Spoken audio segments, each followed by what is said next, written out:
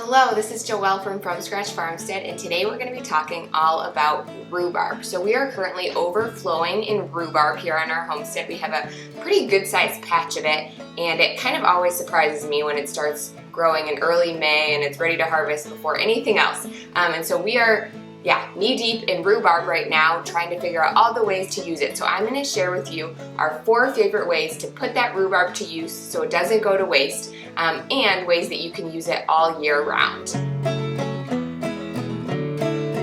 Okay, so to start, the thing that I do the most with rhubarb is freeze it. Honestly, that's probably where 90% of our rhubarb goes, is into the freezer. You can freeze your rhubarb raw, but you can't just slice it up and stick it in a bag and call it good. If you do that, let me tell you that I have done that before when I am feeling lazy, and this is what you get. You get a rhubarb clump. It's still totally usable, but it's not very easy to work with. You just get a clump of frozen rhubarb. Instead, what I like to do is chop it up into little half-inch, centimeter sized pieces and put it on your cookie sheet.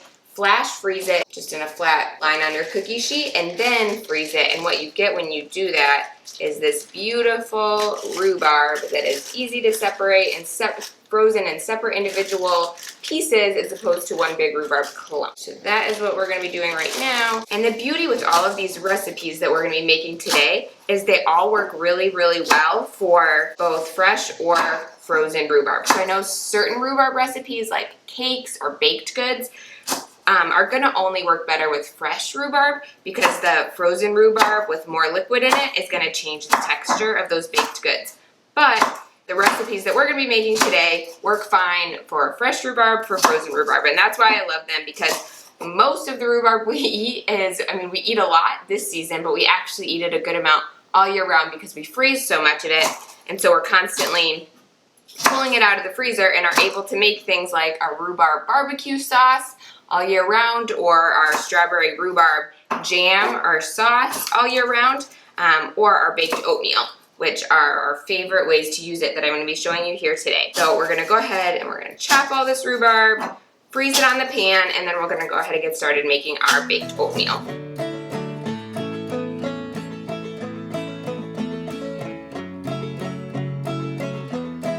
Alright, so all of our rhubarb is chopped up here, and we're going to go ahead and lay it on our baking sheet. I like to use a silicone liner or parchment paper, but I love silicone liners for this so it doesn't stick to the pan. So I'm just going to lay it on there and then spread it out in a nice sheet. There you go. Rhubarb ready to go in the freezer for whatever you want to make all year round. So we're going to go ahead and pop this in the freezer and then get started making blackberry rhubarb baked oatmeal. Okay, so baked oatmeal is our family's absolute favorite breakfast thing. You can ask my 3-year-old and he will tell you that his favorite food is baked oatmeal. We love this one. I'll post the recipe, the full recipe, with our blog post below, so you can just get all of the details there. But basically what we like to do is soak our oats overnight with either water, apple cider vinegar, or lemon juice, something acidic mixture, or what we normally do is use some sort of fermented dairy like kefir or yogurt to soak our oats overnight. And then we're just going to add to our oats. This recipe is so flexible. You can add whatever fruit you want. Today we're going to do black raspberry rhubarb, all left over from our garden from last year. So it is currently the end of May, and I'm trying to clear out everything that we had from our garden last year to make space for all the new stuff. It's almost berry season this year, to make space for all the fresh new berries. So this is the last of our black raspberries, the last of our rhubarb from last year that I'm going to be putting in this to make space for all the fresh rhubarb that we are getting now, getting ready for strawberries coming up and black raspberries coming up. So we're going to be doing black raspberries and rhubarb. Then all you need is 4 eggs, some sweetener. So today we're going to be using some organic brown sugar. You can use sugar, you can use brown sugar, you can use honey, you can use maple syrup. We've done it all. It's all great. For the exact proportions, you can check out that blog post. Then you'll want to add a 1/2 cup of coconut oil or some sort of cooking fat. I usually throw in some cinnamon, some salt, 4 eggs, mix it all up, and pop it in your oven, 350 for about 30 minutes, and you're good to go. So let's go ahead and make that.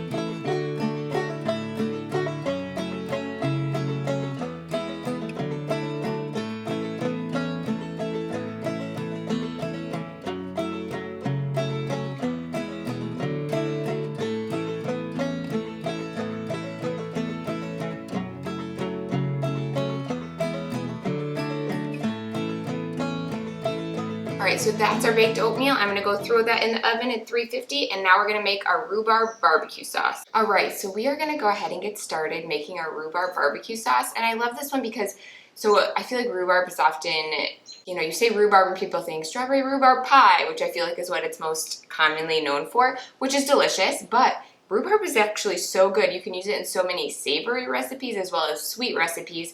And so rhubarb barbecue sauce is one of our favorite ways to use it. So it is birthday week. It's actually my birthday this week. And I love ribs and barbecue are two of my favorite things. So we're gonna be making ribs this week with this barbecue sauce for a perfect combination. I love sauces, making sauces out of rhubarb, because you can do fresh rhubarb, you can do frozen rhubarb super easily, and basically all you need to do is cook the ingredients down, and then with the rhubarb you can just take an immersion blender or put it in your blender or food processor and blend it up until you get the perfect consistency. So we're gonna go ahead and throw this stuff in our pot here. I just have one small onion that I diced up, as well as 4 rhubarb stalks.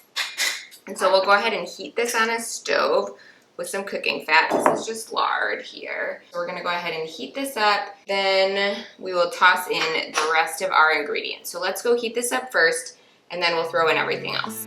For all of the exact amounts and everything for this recipe, you can check out our blog post, which I'll link below.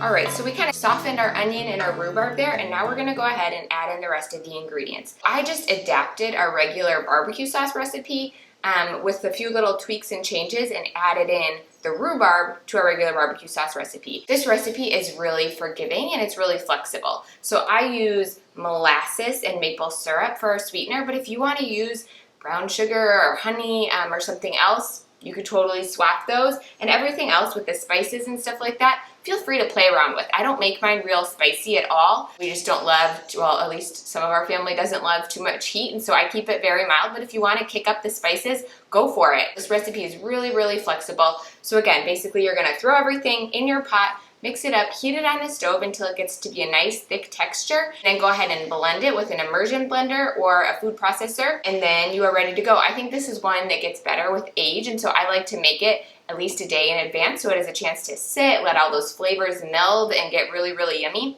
and then serve it the next day or even a few days out. This one will keep in the fridge for at least a good week or so. And this is another one that if you wanted to can, you could totally can this recipe as well. So we're gonna go ahead, throw in our apple cider vinegar here.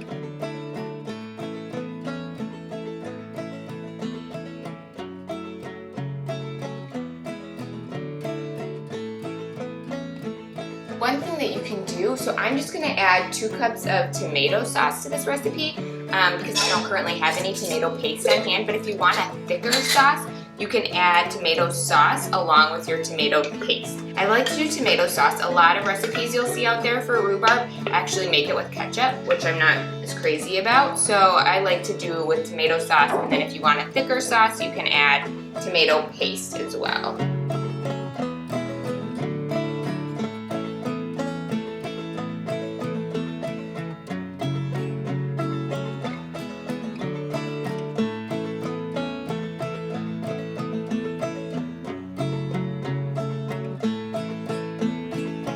Alright, so once everything is nice and mixed together, your rhubarb is really, really soft, you can go ahead and take it off the stove, and then we're just going to blend this up with the immersion blender.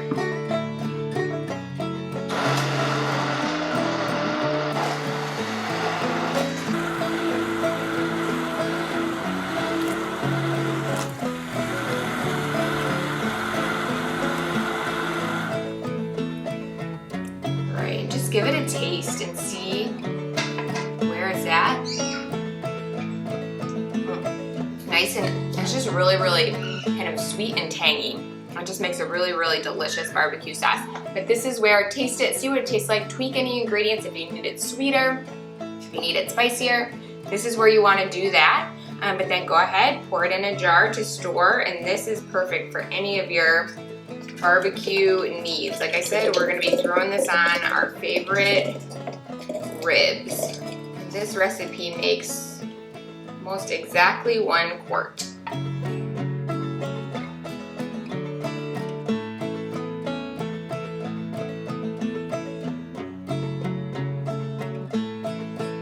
Alright, Alright, so the last way that we love to use rhubarb all year round, so either with fresh or frozen rhubarb, is to make a rhubarb sauce. So there are a lot of different ways you can go about doing this. My mom likes to make just plain rhubarb sauce. I like to add some sort of fresh or frozen fruit. So here I have a strawberry rhubarb sauce. So what I did to make this was just take frozen strawberries and frozen rhubarb. I put them together in a pan just like this with about 2 tablespoons of tapioca starch. And so basically you just want any sort of thickener. So I like to use tapioca starch or arrowroot starch for a nice gluten-free, grain-free thickener, but you could also use cornstarch if you prefer. You're just gonna put the frozen or fresh fruit and rhubarb in there with some thickener. Mix it together until it gets nice and the texture that you want. So if you want a thinner texture, like a sauce that you're gonna pour over maybe an ice cream or something like that, you'll use less thickener.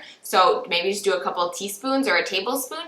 If you want a thicker sauce, like this is pretty thick, you could use it almost as a jam. You'll wanna add a bit more of that thickener. And then you're just gonna stir that up until it gets kind of just melds together like a sauce or a jam. You can blend it afterwards with an immersion blender just like we did to this, or I like to just leave it kind of chunky with the fresh fruit pieces actually still in there. And then you're just gonna blend it with an immersion blender or leave it and add some sweetener. So I like to just finish it off after it's cooled with a little bit of honey just to keep that honey raw and intact and not heat it up. So just add a little bit of sweetener of your choice until it gets to be that nice, perfect fruit sauce that you're looking for. And so we love to have this. We love to make it all year round. We throw this on our ice cream. We throw this on our Dutch baby pancake. It's just a really nice ingredient to have on hand, or we even just eat it on our yogurt or mix it with some kefir. You can put it in a smoothie. You can even just mix it with milk. It's really just a delicious side to have on hand, or topping to have on hand. Great to use with fresh rhubarb or frozen rhubarb, and you can make it all year round with those frozen blueberries that you preserve too. These are the 3 or 4 ways, if you include freezing rhubarb, that we love to use rhubarb all year round. So our baked oatmeal, our rhubarb BBQ sauce, and our fresh fruit rhubarb sauce. You can go ahead and find these recipes below. But we hope you are enjoying rhubarb season, and we hope you get the opportunity to enjoy rhubarb season even all year round if you decide to go ahead and freeze that rhubarb. So thanks so much for stopping by the farmstead today, and we'll see you in the next video.